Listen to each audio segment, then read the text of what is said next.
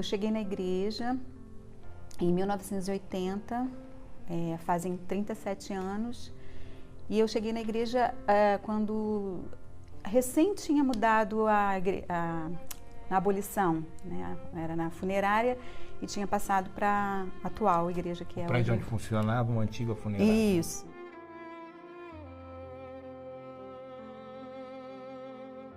E vim de uma vida assim bem destruída, porque eu tinha perdido meu pai há um ano, né?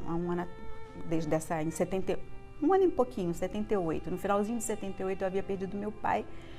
E quando eu perdi o meu pai, assim, o meu chão acabou, né? Eu fiquei sem chão porque eu tinha assim uma verdadeira paixão por ele. E eu cheguei na igreja assim, sem vontade de viver, eu não tinha mais vontade de viver. Eu nunca tentei suicídio, mas não tinha vontade de viver. Vivia por viver, a verdade era essa, desde o dia em que eu perdi ele. Então foi um ano assim de muita dor, muito sofrimento, eu chorava todos os dias.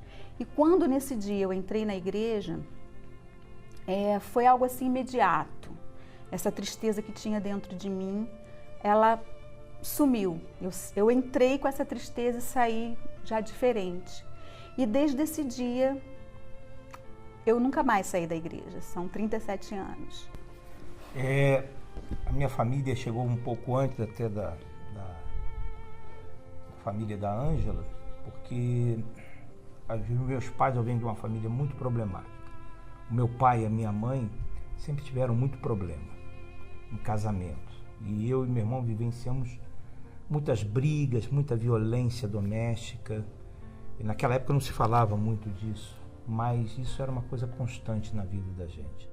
Foi quando então os meus pais tomaram uma decisão. Na época a irmã da minha mãe falou da Igreja Universal, e a minha mãe, meu pai que já era evangélico, de família tradicional evangélica, e a minha mãe nunca suportou isso, porque a minha mãe era espírita, né? Ela disse para a irmã dela: eu não vou em pastor coisa nenhuma, você sabe que eu não gosto disso, o Vieira tem a família dele toda evangélica, eu não vou, por que você está me convidando? Eu disse: não, mas existe algo diferente nesse pastor. E era o pastor Edir Macedo na época. E existe algo que realmente você vai gostar, você vai ver que ali é diferente. A minha mãe ouviu um relato, né? Participaram de uma oração pelo rádio, e ali a minha mãe tomou a decisão de ir para a igreja com meu pai, até que então, por causa até dessa tristeza dentro de mim, essa insegurança que bate em qualquer jovem, né, na sua idade, eu comecei a me aproximar do Senhor Jesus. E eu me lembro que o meu pai e a minha mãe foram chamados pelo bispo. Nessa época meu pai já estava fazendo a obra junto com a minha mãe. Eu acho que eu fui um dos primeiros filhos de pastor dentro da igreja. Uhum. O que aconteceu? Eles tiveram que tomar uma decisão. O bispo disse assim: olha, eu estou querendo abrir uma igreja no Ceará e eu queria que o senhor fosse, o senhor está disposto? Naquela época, você ir para o Ceará era como você ir para o Japão. Hoje em dia não, até o Japão está ali do outro lado. Que a igreja se limitava ao Rio de Janeiro. A igreja era muito pouquinha, né? Muito poucas igrejas. E era um desafio enorme. Meu pai ainda tinha uma ligação, tinha alguns negócios dele e tudo mais. E ele teve que tomar a decisão de deixar tudo. Agora, o grande dilema deles era: eu já era rapaz, meu irmão também, o que a gente faz com eles? Porque quando minha mãe foi falar comigo e com o meu irmão, nós dissemos: não, eu vou ficar, eu tenho a minha vida aqui. E foi exatamente ali que eu descobri o valor do sacrifício, já na geração da minha mãe. Porque eles tomaram a decisão de deixar para trás a mim e meu irmão, mas foi exatamente nesse período que eu tomei a decisão de começar a ir à igreja e buscar a Deus.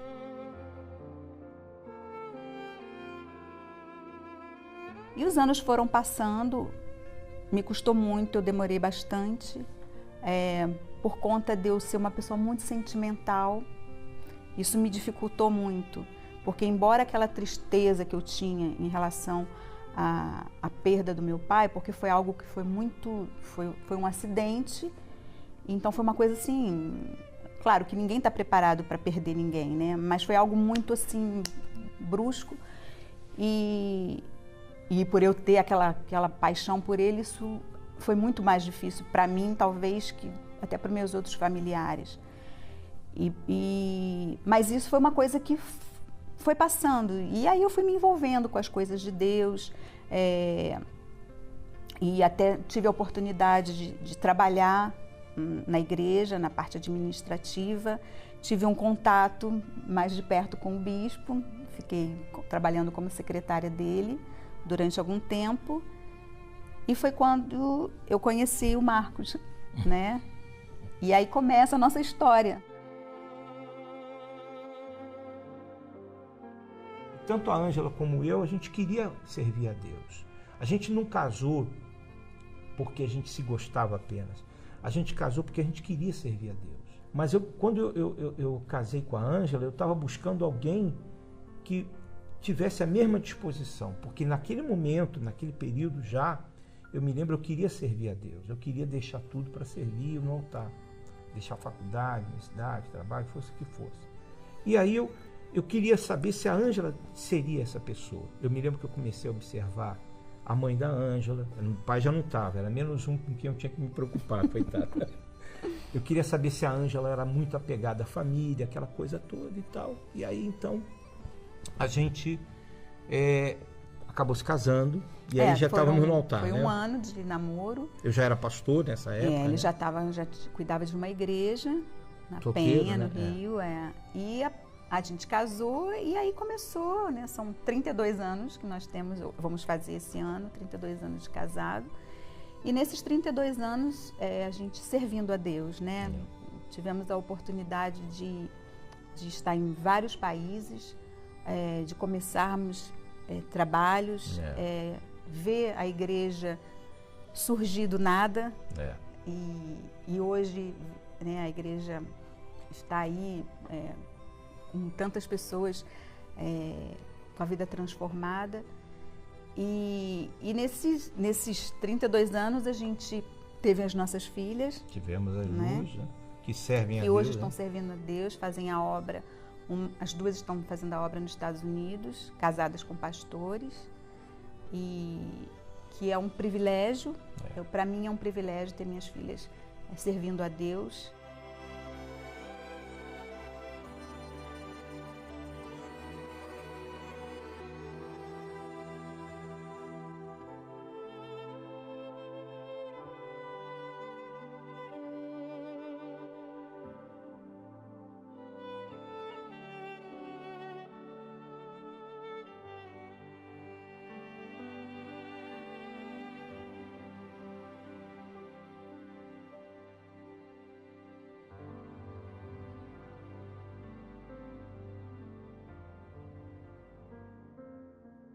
E aí eu me lembro que depois dali teve as perseguições, nós vivenciamos as perseguições do Bispo Macedo, a prisão. Eu me lembro uma ocasião em que o bispo estava sendo perseguido para ser preso, ele estava escondido no lugar, eu fui com o Gonçalves visitá-lo, a gente ia lá.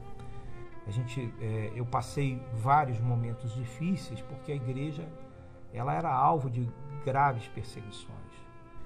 Eu me lembro que eu estava cuidando do Rio de Janeiro e chegaram os advogados e disseram assim, ó, tem aí, a gente está escutando que vai ser uma ordem judicial, que vão mandar prender você e os 500 pastores da igreja, naquela época eram os 500 pastores. E aquele desespero, a gente era garoto e tal. A perseguição aqui no Brasil foi muito grande nesse período. Mas eu acredito uma coisa, toda aquela perseguição que houve é como se Deus estivesse dando um tapa na mesa. E aí a gente foi espalhado pelo mundo. Aquilo forçou a igreja a se abrir para o mundo. Porque eu me lembro, é como se a gente visse a repetição da Bíblia. Estava todo mundo ali em Jerusalém e de repente as perseguições começaram, todo mundo se espalhou pelo mundo. E aí cada apóstolo foi para uma parte. E me tocou aí mais para o sul, para a Argentina. A igreja não tinha ninguém. Eu me lembro que eu não falava nada. Cheguei espanhol. Lá. Eu me lembro uma senhora disse, o que esse índio está falando aí, né? Ninguém entendia o que eu estava falando. E aí depois de passar e vivenciar todas as lutas, as perseguições, que o pessoal vai conhecer muito bem aí no filme que vai vir do bispo, né, e no livro dele, não vou entrar nesses detalhes. Quando eu cheguei lá, a igreja não existia, a gente não recebia dinheiro do Brasil nem nada, a gente tinha que viver dali, da nossa fé. Eu me lembro que para a gente comer, os pastores, a gente vivia das moedas, a gente não tinha salário. A gente contava a oferta, eu separava o que sobrava da oferta, a gente separava as moedas e ali a gente comprava comida para os pastores. Eu me lembro que tinham pastores que viviam debaixo das escadas. A igreja era num cinema, né? Era num cinema, num quarto. O quarto era debaixo da escada. Então tinha escadaria, aquele cinema de 3 pisos. Debaixo das escadas, a gente fez umas paredes de madeira ali, os pastores dormiam. Frio, ali. muito frio, né? Não tinha nem aquecimento. Não tinha aquecimento, né? nem nada. Mas se você me perguntar... É até difícil a gente lembrar dessas coisas, não, né? E quando a gente lembra não como se fosse com tristeza. A gente lembra como se fosse com muita alegria. É verdade. Com o maior prazer. Se você me perguntar, bicho, o senhor viveria tudo isso de novo? Viveria.